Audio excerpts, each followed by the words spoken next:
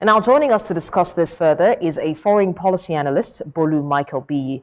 Thank you for joining us, Bolu. Now, how significant would you say the AU's renewed focus on the silencing the guns in Africa agenda, and what challenges could impede its 2030 goals?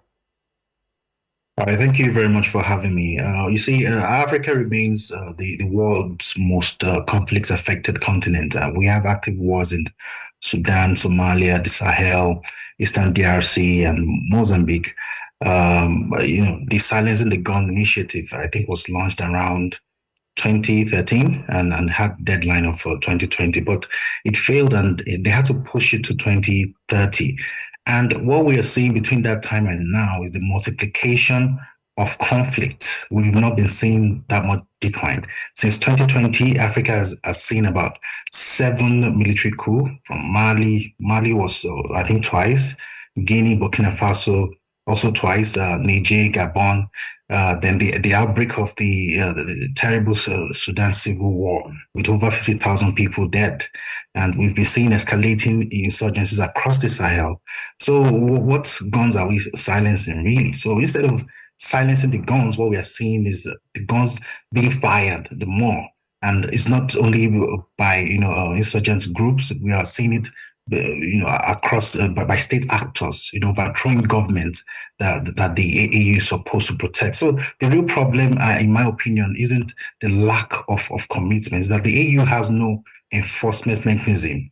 I feel what needs to be done is to make conflict prevention economically rational for member states. Right now, the leaders, they face no economic penalty for letting conflict fester in their country. We have regional blocs like ECOWAS, SADC, EAC, and the rest of that. If they can impose some form of, trade suspension and asset freezes on those who perpetrate this evil on the continent, I think they would rethink their stance before they go on about causing conflicts. So, how does the AU's zero tolerance stance on unconstitutional government changes impact political stability across member states? Well, the zero tolerance policy, I think, is just on paper, because despite having these policies in place, we've not seen any attempted coup stop. Maybe the one in Benin Republic, I think that's probably just luck.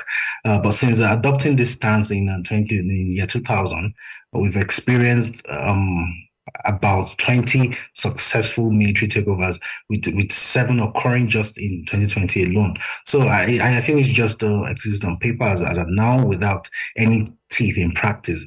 And if you look at it, listen, every coup-led government since year 2000 has been in power, from Mali to Guinea, Burkina Faso, Niger, Gabon. Maybe Gabon. Now democracy, Guinea also, Doumbouya is there, but we still have the same military leaders in power. So what difference? Because it's just military personnel changing clothes. So the day you suspended them, that's expected. They won't participate in meetings and things like that.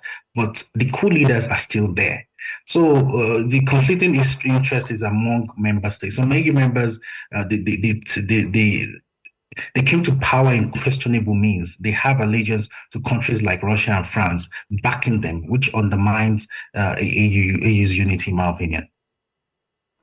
So how might the leadership style and the priorities of the newly elected African Union chairperson influence the AU's agenda on peace, on security, and even continental integration over the next year?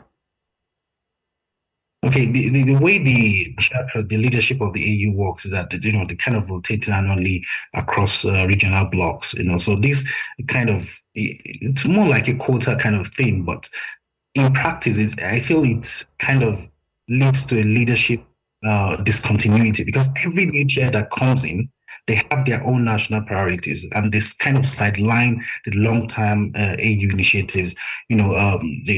Some they'll come in, they'll say, "Oh, their own priority is infrastructure," and the next one comes in next year, say water security. Another one comes and says, "Oh, you use the employment as the priority." But one thing has been central that we really need to focus on is peace and security. Peace and security remains a chronic problem on the continent, because there's no single leader that has the time to long enough time to actually drive the agenda and accountability. So I feel like the problem of the AU is kind of structural. The 1 year term is not adequate. So what I would like to see is to empower the AU Commission chairperson, make it a permanent executive role, similar to what the European Commission is operating right now. So we can rotate the chairperson, it can be ceremonial, but the commission chair must be the chief executive with multiple year term implementation authority. I think when we have that kind of structure, we'll be able to,